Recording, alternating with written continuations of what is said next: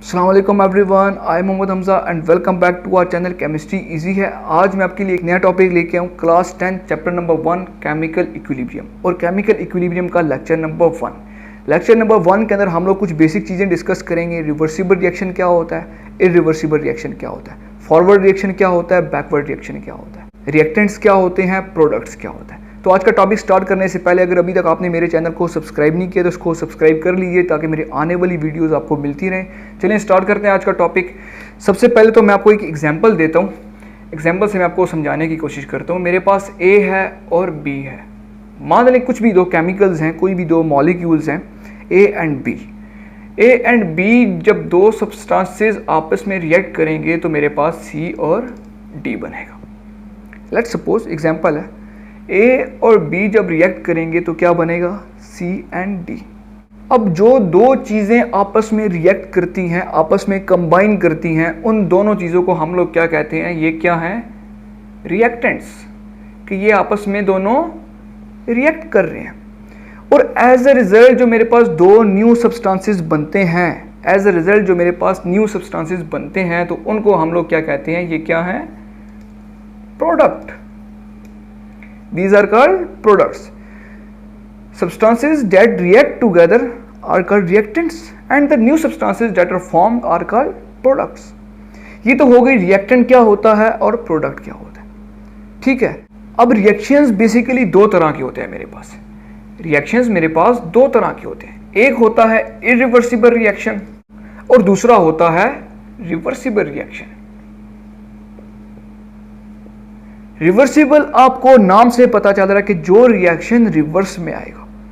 अब for example मैं यहाँ से मूव करता हूँ उस स्टेज के ऊपर, ये मेरी ए डेस्टिनेशन है और मैं बी डेस्टिनेशन के ऊपर मूव करता हूँ और वहाँ से मैं दोबारा रिवर्स अपनी ओरिजिनल पोजीशन के ऊपर आता हूँ। तो ये जो प्रोसेस है, ये कौन सा प्रोसेस है, रिवर्सिबल प्रोसेस है। जो रिएक्शन अपनी ओरिजिनल पोजीशन के ऊपर वापस आते हैं वो रिएक्शन मेरे पास रिवर्सिबल रिएक्शन होते हैं, और जो रिएक्शन मेरे पास अपनी ओरिजिनल पोजीशन के ऊपर वापस नहीं आते, जो एक दफ़ा प्रोसीड हो गया वो हो गया, ऐसी रिएक्शन को हम लोग इरिवर्सिबल कहते हैं। मतलब कि जो रिएक्शन रिवर्स में नहीं आ सकते। अब इनको बारी बारी डिस्कस करते हैं विद एग्जांपल, आपको बहुत अच्छे तरीके से समझ आ जाएगी। सबसे पहले मेरे पास आता है irreversible reaction.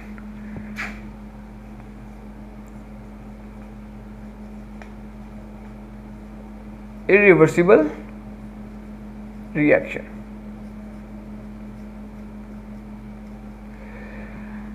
Irreversible reaction, the reaction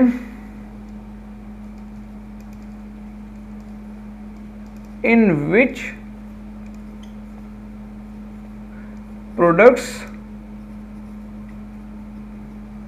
do not recombine to form reactants। मतलब कि ऐसे केमिकल रिएक्शन जिनमें प्रोडक्ट दोबारा से रिएक्टेंट में कन्वर्ट नहीं हो सकते, मतलब कि वो रिवर्स में नहीं आ सकते, तो ऐसे रिएक्शंस को हम लोग इरिवर्सिबल रिएक्शन कहते हैं। फॉर एग्जांपल मेरे पास हाइड्रोजन है और मेरे पास ऑक्सीजन है और एज अ रिजल्ट क्या बनता है, मेरे पास H2O। अब मैंने आपको बताया कि जो दो चीज़ें आपस में रिएक्ट करती हैं उनको हम लोग क्या कहते हैं, हाइड्रोजन और ऑक्सीजन यहाँ पे क्या है, रिएक्टेंट्स। और एज अ रिजल्ट में जो मेरे पास न्यू सब्सटेंस बनता है उसको हम लोग क्या कहते हैं, yes, products. H2O is a product.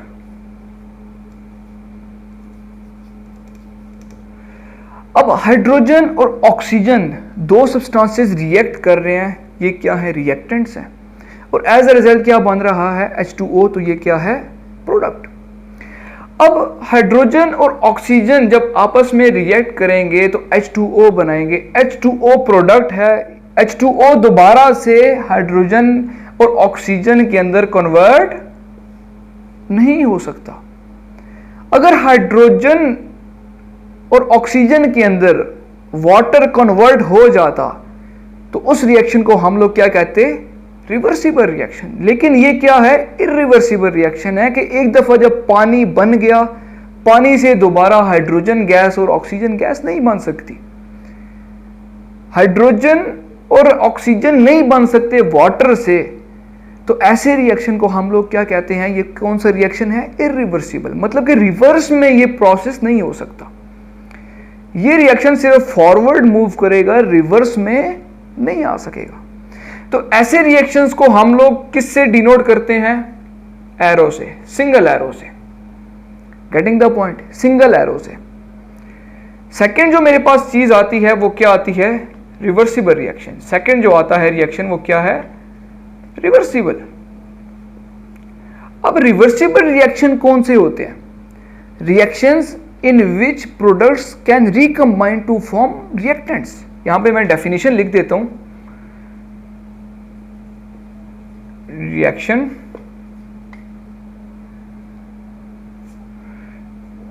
in which products can recombine to form reactants। ऐसे केमिकल रिएक्शन जो कि प्रोडक्ट्स दोबारा से रिएक्टेंट के अंदर कन्वर्ट हो सकते हैं, मतलब कि उसके अंदर रिवर्स प्रोसेस हो सकता है, ऐसे केमिकल रिएक्शन को हम लोग रिवर्सिबल रिएक्शन कहते हैं। और बुक के अंदर जो इसकी एग्जांपल गिवन है, मैट्रिक चैप्टर नंबर 1 बुक के अंदर जो एग्जांपल गिवन है वो कौन सी है? हाइड्रोजन और आयोडीन। जब H2 और O2 आपस में रिएक्ट करेंगे तो क्या बनेगा? Hydrogen iodide. और हाइड्रोजन आयोडाइड क्या है मेरे पास? प्रोडक्ट। और हाइड्रोजन और आयोडीन क्या है मेरे पास? रिएक्टेंट्स। अब हाइड्रोजन और आयोडीन आपस में रिएक्ट किए तो ये क्या बने? रिएक्टेंट्स। और एज अ रिजल्ट जो मेरे पास सब्सटेंस प्रोड्यूस हुआ, इसको हम लोगों ने क्या नाम दिया? प्रोडक्ट। अब ये मेरे पास फॉरवर्ड रिएक्शन हुआ। अब हाइड्रोजन आयोडाइड से दोबारा यही चीज बन सकती है, मतलब कि ये प्रोसेस रिवर्स में हो सकता है। तो ऐसे केमिकल रिएक्शन जिसके अंदर रिवर्सिबल प्रोसेस हो उसको हम लोग क्या कहते हैं? Reversible reaction.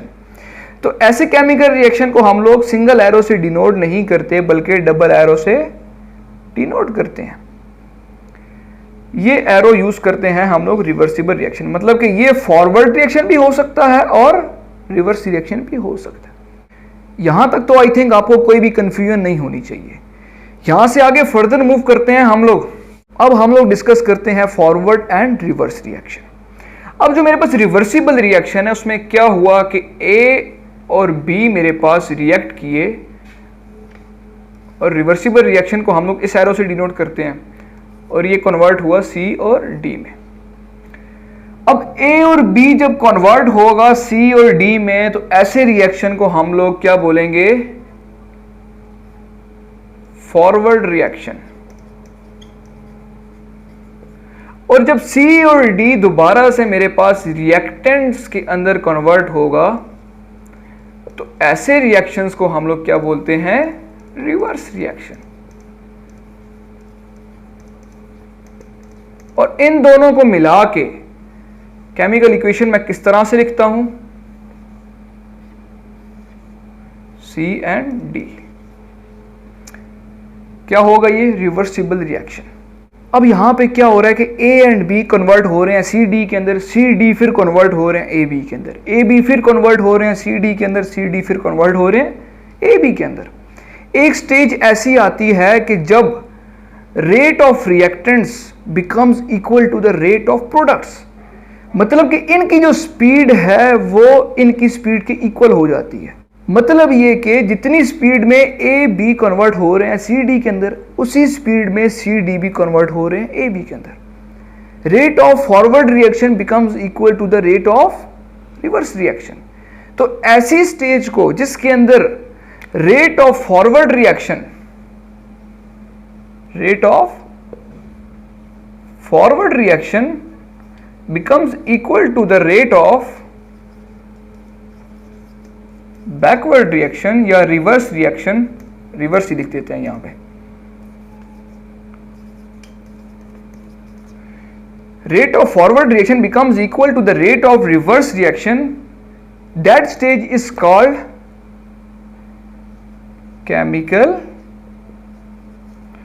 equilibrium state. बात समझ आ रही है तो बोलें yes. Rate of forward reaction becomes equal to the rate of reverse reaction. तो ऐसी स्टेज को हम लोग क्या बोलते हैं? Chemical equilibrium stage. अब जो रिवर्सिबल रिएक्शन होता है वो मेरे पास नॉन स्टॉप होता है. ऐसे रिएक्शन कभी भी स्टॉप नहीं करते, क्योंकि फॉरवर्ड रिएक्शन है, रिएक्टेंट्स प्रोडक्ट में कन्वर्ट हुए, प्रोडक्ट्स फिर रिएक्टेंट्स में कन्वर्ट हो गए, रिएक्टेंट्स फिर प्रोडक्ट में कन्वर्ट हुए, प्रोडक्ट्स फिर रिएक्टेंट में कन्वर्ट हुए.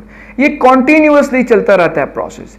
रिएक्टेंट से प्रोडक्ट्स में कन्वर्ट हुआ, ये इसमें कन्वर्ट हुआ, ये फिर इसमें कन्वर्ट हो गया, ये इसमें कन्वर्ट हुआ, ये इसमें कन्वर्ट हो गया. ये प्रोसेस कॉन्टिन्यूअसली चलता रहता है. रिवर्सिबल रिएक्शन स्टॉप नहीं होता. अब अगर मैं आगे फर्दर मूव करूं तो केमिकल इक्विलिब्रियम स्टेट की मतलब डायनामिक इक्विलिब्रियम का एक ग्राफ भी आता है. ग्राफ मैं आपको ड्रॉ करके बताता हूं. अब केमिकल इक्विलिब्रियम का जो ग्राफ है, उस ग्राफ के अंदर हम लोग एक्स एक्सिस के ऊपर टाइम को लेते हैं और वाई एक्सिस के ऊपर हम लोग रिएक्शन रेट को लेते हैं, स्पीड को लेते हैं. अब क्या हो रहा है कि फॉरवर्ड रिएक्शन स्टार्ट के अंदर फास्ट होता है काफ़ी ज़्यादा. जो फॉरवर्ड रिएक्शन होता है, जो आगे की तरफ मूव करता है, वो हमारे पास स्टार्ट के अंदर फास्ट होता है काफ़ी ज़्यादा. अब टाइम सपोज मेरे पास 0 से 1 सेकेंड है, 1 सेकेंड से 2 सेकेंड है, तो फॉरवर्ड रिएक्शन की जो स्पीड है वो काफ़ी हाई है. ठीक है. लेकिन जैसे जैसे टाइम गुजरता जा रहा है तो फॉरवर्ड रिएक्शन की स्पीड डाउनवर्ड मूव करना स्टार्ट कर रही है. मतलब कि फॉरवर्ड रिएक्शन की स्पीड स्लो होती जा रही है और रिवर्स रिएक्शन की स्पीड स्टार्ट के अंदर स्लो थी लेकिन ग्रेजुअली इंक्रीज कर रही है. तो पता क्या चलता है कि फॉरवर्ड रिएक्शन जो है वो स्टार्ट के अंदर फास्ट होता है और रिवर्स रिएक्शन स्टार्ट के अंदर स्लो होता है. लेकिन with the passage of time forward reaction slow हो जाता है और रिवर्स रिएक्शन फास्ट हो जाता है. फिर एक स्टेज ऐसी आती है कि जब इन दोनों की जो स्पीड है, rate of forward reaction becomes equal to the rate of reverse reaction. तो ऐसी स्टेज को हम लोग क्या बोलते हैं? Chemical equilibrium stage. बुक के अंदर एक छोटा सा ग्राफ भी बना हुआ है, फॉरवर्ड रिएक्शन और रिवर्स रिएक्शन दोनों का डिफरेंस लिखा हुआ है. डिफरेंस के अंदर भी ये चीज़ लिखी है कि फॉरवर्ड रिएक्शन स्टार्ट के अंदर फास्ट होता है, रिवर्स रिएक्शन स्टार्ट के अंदर स्लो होता है. With the passage of time forward reaction की स्पीड स्लो हो जाती है, रिवर्स रिएक्शन की स्पीड हाई हो जाती है. उसके अंदर एक और पॉइंट मेंशन है और बहुत ही इंपॉर्टेंट पॉइंट है, छोटा सा पॉइंट है लेकिन ये एक्चुअली एक पॉइंट नहीं, कॉन्सेप्ट है. बेसिकली जो फॉरवर्ड रिएक्शन होता है वो from left to right move करते हैं. मैंने जिस तरह आपको बताया कि अगर मेरे पास ए एंड बी है, मार्कर भी जवाब दे गया यार,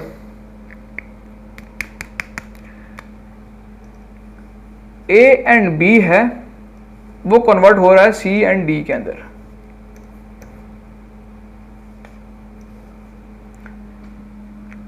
ए एंड बी कन्वर्ट हो रहा है सी एंड डी के अंदर. अब मेरे पास अगर ए एंड बी से कन्वर्ट होगा सी डी में, मतलब लेफ्ट से राइट में कन्वर्ट होगा, तो फॉरवर्ड रिएक्शन कहां से मूव करता है? लेफ्ट से राइट की तरफ. ये मेरा लेफ्ट हैंड है, ये राइट है, तो लेफ्ट से राइट साइड की तरफ मूव करेगा ना फॉरवर्ड रिएक्शन. और जो रिवर्स रिएक्शन होता है वो फिर राइट से लेफ्ट साइड की तरफ मूव करता है. अब अगर यहां से ये रिवर्स है तो ये मेरी राइट हैंड साइड है और ये मेरी लेफ्ट हैंड साइड है. तो ये क्या करेगा कि जो रिवर्स रिएक्शन होता है फ्रॉम राइट टू लेफ्ट और जो फॉरवर्ड होता है वो फ्रॉम लेफ्ट टू राइट. तो ये था मेरा केमिकल इक्विलिब्रियम का लेक्चर नंबर 1, जिसमें हम लोगों ने बेसिक्स चीज़ें डिस्कस की, reactants, products, reversible reaction, irreversible reaction दोनों को किस एरो से शो करते हैं और फॉरवर्ड रिएक्शन क्या होता है, रिवर्स रिएक्शन क्या होता है. मिलते हैं किसी नेक्स्ट वीडियो में. अपनी दुआ में याद रखिएगा. See you soon. Sign off. अल्लाह हाफिज़.